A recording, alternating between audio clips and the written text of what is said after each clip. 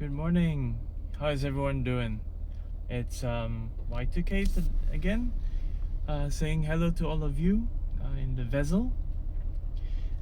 Today is Thursday, 21st of August 2025, and I think I wanted to share with you guys another very interesting mindset that if you come to Singapore or you're traveling to Singapore or you have friends in Singapore or you're a Singaporean and you heard about this, it's called the 5 C's, as in the alphabet C. And so what the 5 C's back in the 90s, the 90s, late 90s, early 2000s, even till now, even to today, it's still quite a prevalent subject because I think it's something that people actually do use it as margins of something that they should be striving for.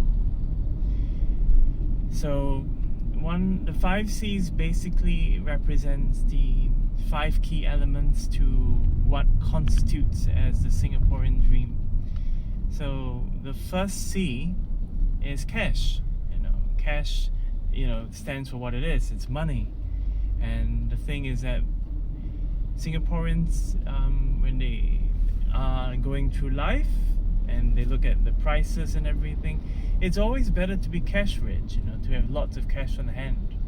Yeah, and so that was one of the defining factors for Singaporeans, was cash. The other C was condo. Yeah, condo. So why condo? And you could use the word house, because at that time we have various categories of housing. So we have got the HDB flats, which is it's basically public housing. So 95% of Singaporeans do stay in HDB flats. This is it's not simply because that they are of a certain social or economic class. You can be of any economic class and you can stay in public housing. There's different grades and variants, but we'll talk about HDBs another time. So why condo for the second C? Because second C for condo is it's private property. Condos here, some are on freehold and some are on 99 years. I think 99 years land lease. If any of you are realtors or real estate agents, you can correct me on that. Of course, the freeholds go forever, because basically, the owners of that particular condo or the residents owning part of the land itself. Okay, so we've talked about condo, and condos are actually much more on the higher tier because you've got swimming pools, you've got gyms, barbecue pits, function rooms, underground shelter car park, security guards. So it's a very different type of housing. So that's why that's the second C. It's condo. The third C is credit card. Now, credit card, obviously, in today's day and age, any of us can have credit cards as long as your credit score is good. You don't have debt. You basically just want to have a credit card to buy things. But back in the late 90s, when credit cards were not full-blown being used, whenever people heard that, you could pay with a credit card, that means you had money. Because I think at that time, credit cards, maybe in the late 90s, were just starting to become a thing. And most users don't really use credit cards. They normally use ATM cards and cash to pay for everything. Cash and maybe checks, yeah. So credit card was the third C because you could basically spend money without thinking. But that is where the dangers of credit cards are, even in today's age, is that there is no, while you may be paying it later, but the thing is, the question you should actually ask is, do you have cash on hand to pay for that bill or to pay for that item, instead of just buying it with credit, Yeah.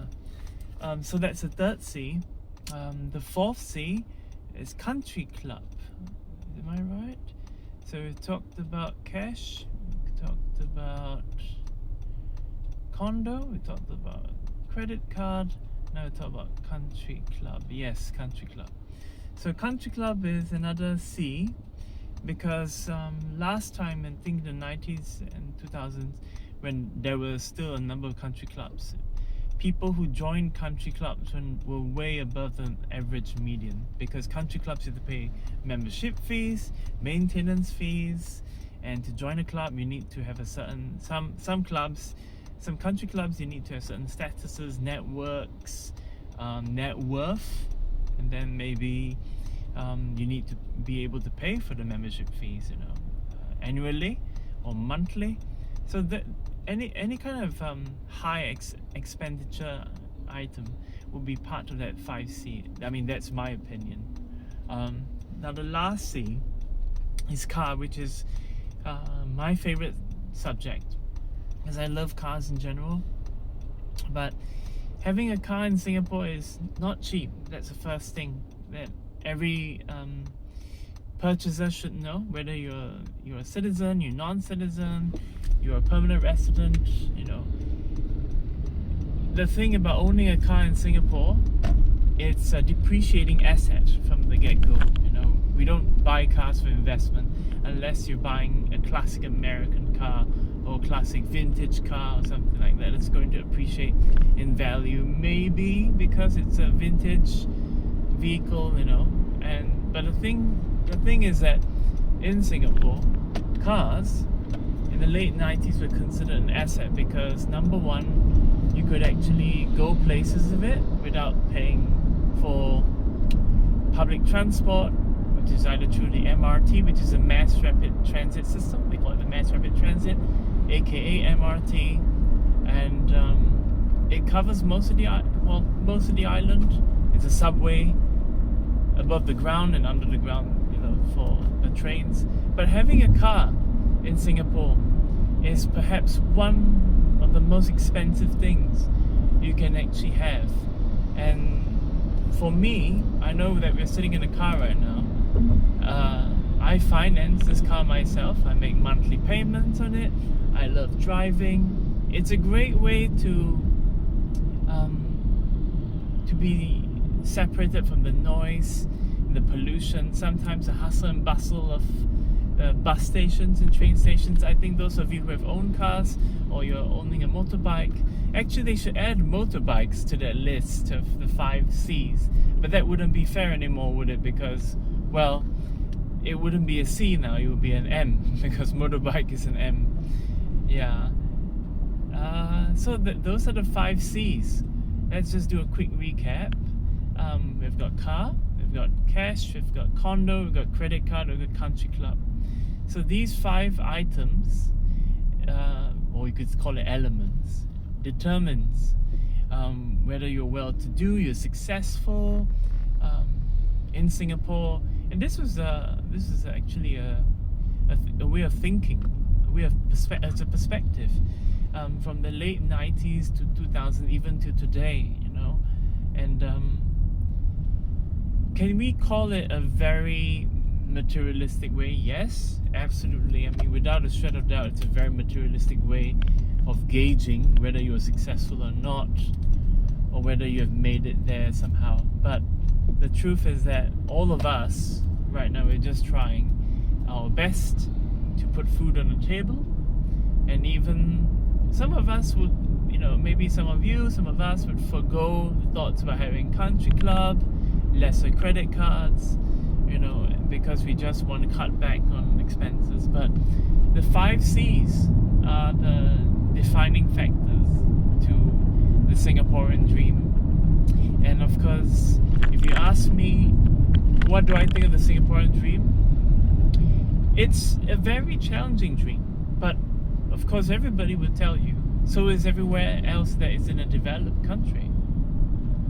But the thing when it comes to us talking about having these 5 C's, do they define who you are as a character?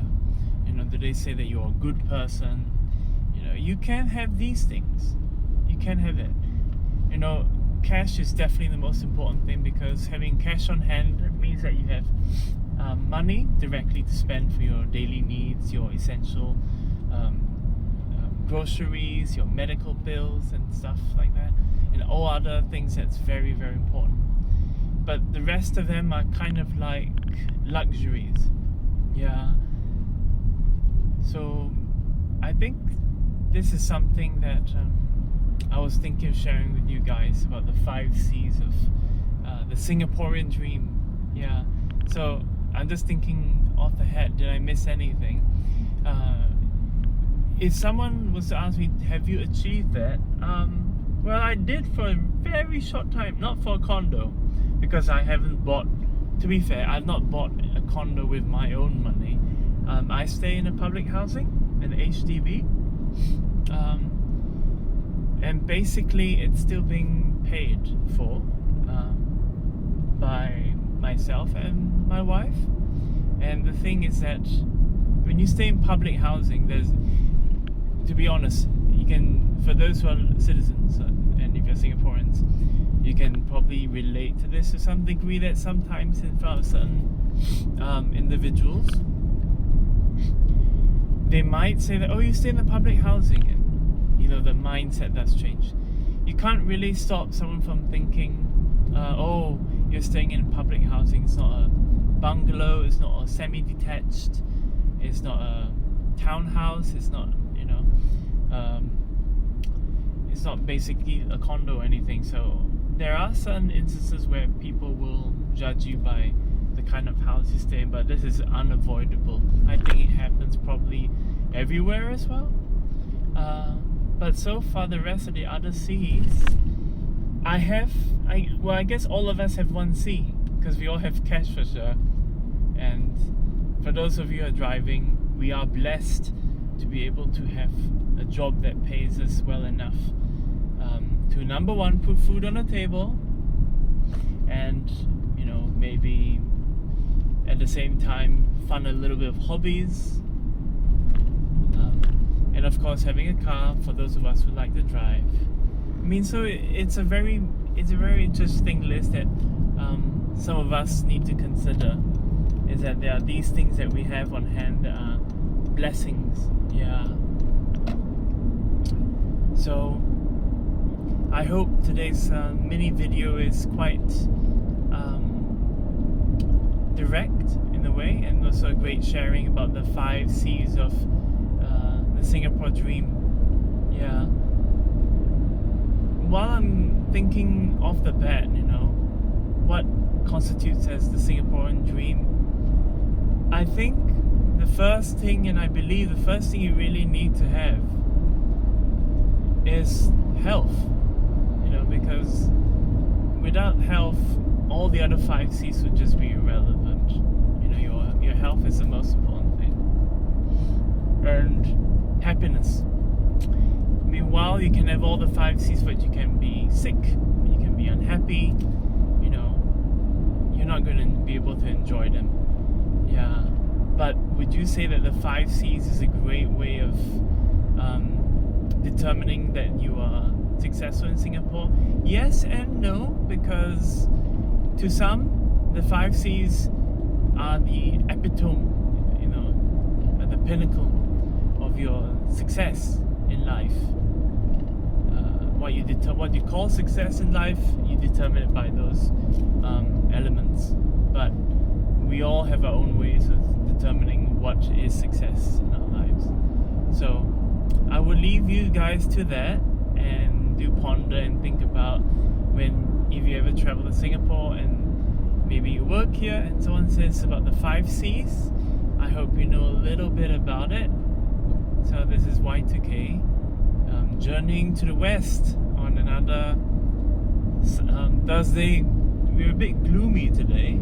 Yeah, Thursday, 21st of August 2025, and I wish all of you well. Stay healthy and happy, and I'll see you and talk to all of you soon. Take care now.